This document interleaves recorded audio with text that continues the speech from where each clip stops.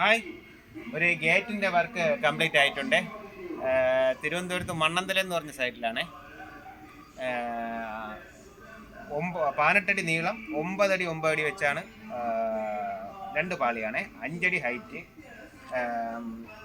Frame work 2x2 tube, vertical കൊടുത്തേക്കണം 3x3 tube, 6mm ഹോളുള്ള മെഷാണ്. Video ഇഷ്ടമായെങ്കിൽ ഒന്ന് ഫോളോ ചെയ്തേക്കണേ.